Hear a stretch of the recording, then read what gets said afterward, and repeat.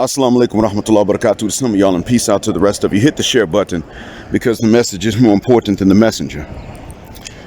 So before I forget, this is a premiere, it's not a live, but go ahead and tap the Cash App on your way out of the jet black aircraft at the end of this flight.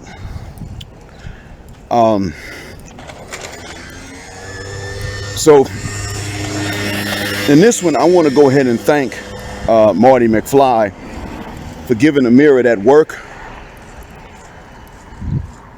I'm going to point out some other things too that I did not point out the last time, because I could probably go on forever about this. Also, shout out to Average Man Unplugged and Joan J. Now, Joan J showed us something. Joan J looked out for two groups of people. First, her people, which is logical and makes sense.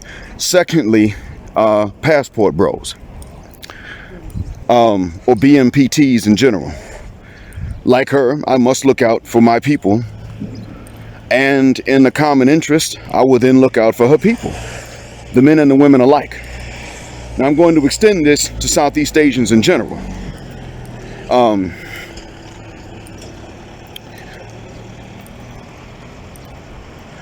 Let me point out, if I may, that when Ameerah was telling us about the Latinas and the Southeast Asian women, the tropical women that validate us bros, she did two things. They were mutually exclusive, but both were insults. One, she said that they're gold diggers. They don't really want us. Then, because they validate us, she called them N-word lovers. Now, she didn't mean to do that, but that's what she did de facto, with or without intention. Peep that, because it's not funny. She sat up and called us pretty much the last men that a woman should want. Now, Rome reminded me of something that I forgot. And someone else told me about something I did not hear her say, because I don't follow just Ameerah things. Just Ameerah things. I meant to say it that way. What I want you guys to understand is that when I have told you all about European women and Wyatt-adjacent women, or those who wish to be, I wasn't just talking out of my own preferences. Actually, my preferences have been shaped by the women themselves.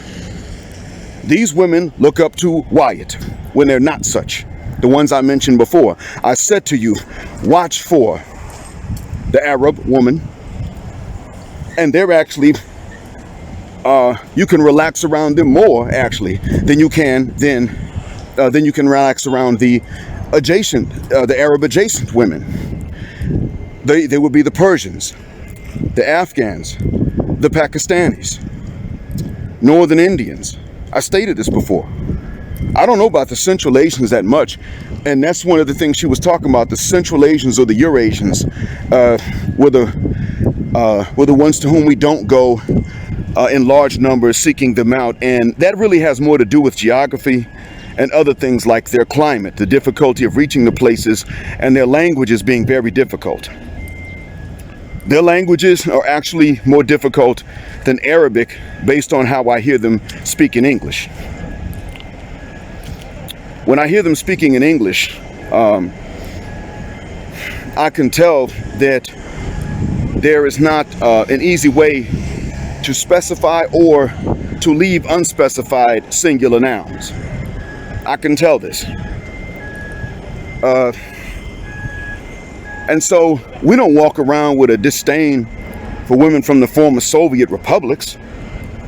And when they're Muslim, there are those of us who are Muslim who don't mind them if we can meet them. We're just not likely to meet them in those areas.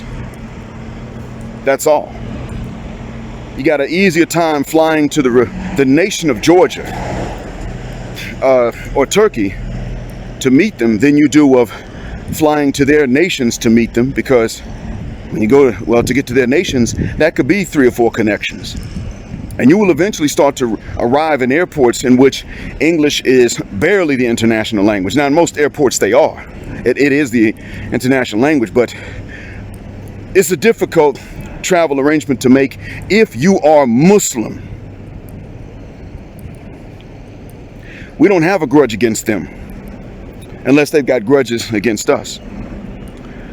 But what Ameerah was doing was taking those who validate us and calling them gold diggers and N-word lovers. The irony of it is that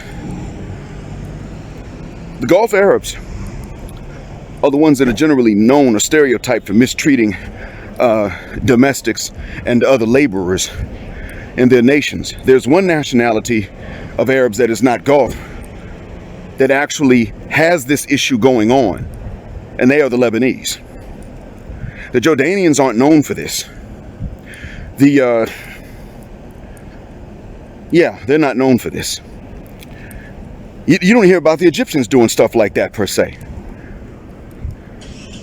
And it's funny because the Egyptians, I mean, you see how they're reacting just because Cleopatra was depicted as black, which is not historically accurate, but they're still up in arms about it. And they were up in arms from before, when Kevin Hart said something about the ancient black Egyptians, which was more historically accurate. They were up in arms about it. You could go to the African Diaspora News channel that Phil Scott runs, and Wongo Zalalam put up something yesterday about how a black Egyptian living in the UK is being told by other Egyptians she's not Egyptian, but she's Egyptian.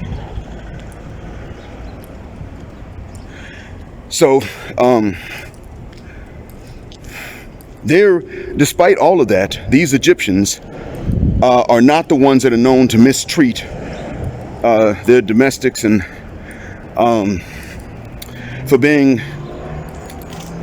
African or Southeast tropical Asian. They're not known for that.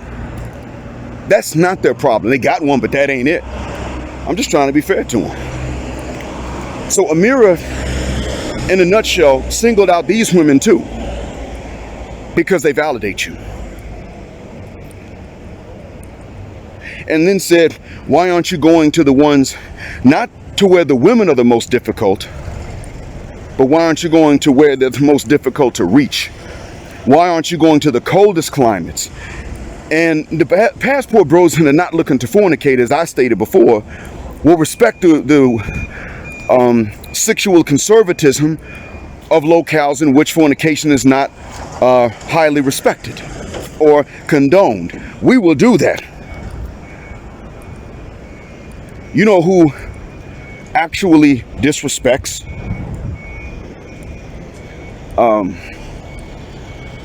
sexually, morally conservative areas? I stated before, white South Africans that are Dutch. We don't have the Britishers here, and some white Americans. Now they'll come here, and even though they got to obey the laws and they're going to go to jail if they get caught, they will do what they can to flout the laws. They hate being told about any kind of sexual conservatism. They don't like it. And they could be Republicans, right-wingers in the United States, right-wingers in South Africa. They come over here, and when some brown folks have a system in place in which fornication is punishable if proven, it's got to be proven, but punishable if proven, and they're sexually conservative, they don't like that. What they're pretty much saying is, you saying N-word, you saying N-word, you don't have the right to tell me anything. I tell you what not to do. You be liberal so that I can talk down to you from a conservative standpoint. And the poor brown Arab who calls himself white racially is looking and blinking in somewhat confusion, ready to stand his ground, not being a coward, but baffled and bewildered as to why this actual white person has the attitude that he has. And Ameerah, well, when it comes down to the pro-whiteness of the Arabs, comes from the most pro-white Arabic speakers there are, to the point that within Lebanon, and amongst other Arabic speakers, they'll deny even being Arab. Well, we're Phoenicians. Now, there have been some Egyptians that have even said we're not Arabs, we're Pharaonic. Bitch, you're black. maybe you don't look it, and especially in the North, maybe not. But if 66% of your DNA is, then genetically you are, you just don't want to admit it. So we're related, you just don't know how to act like a good cousin. That's what I meant when I said that the Egyptians are related, but they don't act like it. I meant genetically related to us West Africans. We're not the exact same. There is a genetic relationship based on trade and migration in both directions. But I'm not saying this to tell you that they act like it. I'm saying this to tell you that I understand some of the paranoia or the blackanoia of pro-blacks. I get it. They have that because you could be part black, and then the next thing you know, your relative could be partially black, and you don't know if they're going to continue to see you as an equal or not. I get that. That happens. It's not an American phenomenon per se. Us American red bones, or Creoles, if you want to refer to everybody light-skinned as Creole, even though most Creoles aren't light-skinned, aren't really the ones that are taking a little bit of white blood and running with it and talking down on black folks. That's the stereotype, that's the rumor, but it's actually not like that. However, I also got to state for the record that globally speaking, this is a phenomenon. It does exist. And I understand some of that blackanoia. Even when I have to correct it, I'll still get it. Ameerah merely comes from the background of the extremes of that phenomena. And even if in Lebanon, the youngsters her age are shedding that mindset, because a lot of youngsters tend to do that, she is not doing so. She is not partial to black men. She doesn't have a preference for black men. But what is worse is that she does not understand why anybody else would. And that is a very Arab idea. And that's not limited to the Lebanese. They just have it more than others. Even Jordanians not far away don't generally have that mindset, like, wait, a lot of them who may not prefer dark skin in a mate don't sit up and say, well, why would somebody else? But many Arabs, and the Lebanese are included in this, along with Gulf Arabs, can't understand why somebody else would. In their mindset, that doesn't make sense. Many believe that God made human beings naturally, universally, and instinctively to prefer the palest skin in their partners they could find. Like it's a universal human instinct, as if God is a low-key racist, and I seek refuge in God from ever believing this about God. But that's a lot of times their mindset. It's something they take for granted. It's similar to our inferiority complex. And it goes and it stretches to she's got it to the extent though. And remember, she said she wanted a husband because of his status. So she's very status conscious, very. This is also a cultural thing. She stated.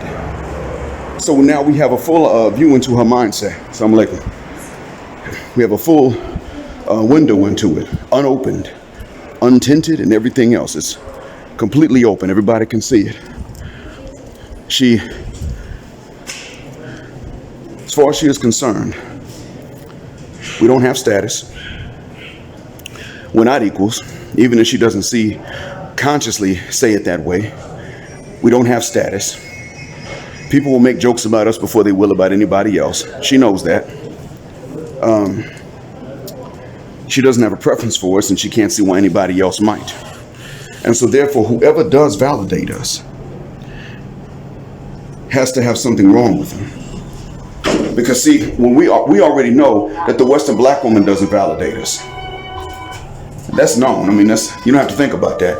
In her mind, that's normal, actually. She can talk about how unfeminine they are, but she still sees it as a very normal thing if they don't validate us. She sees it as abnormal that anybody would, because she sees us as abnormal. And as far as she's concerned, God shares her views. That's where the trouble comes in, and that's what I wanted you all to understand about when I go in on her the way that I do, it is specifically because of that. It is because she is sitting up with this standpoint that her views are the same as God's. And the fact is, her views are really only the same as the Republican Party's.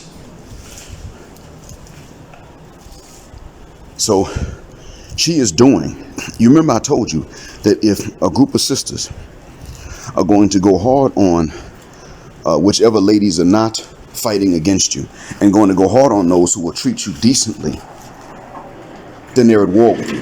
They're your enemies. I told you that before.